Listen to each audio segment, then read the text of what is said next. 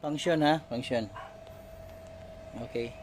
Basta sa mga inaani nga mga higayon dapat naa kay inverter, battery, so maka-charge na siya og power bank at the same time cellphone. Klaro na nagsigaw. So sa mga inaani nga mga sitwasyon dapat naagi tay ready battery sa sakyanan, the same time kaning inverter, no?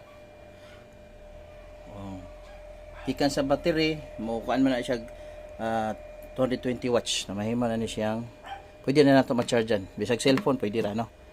Okay, dapat ha advices lang na, no? Thank you guys.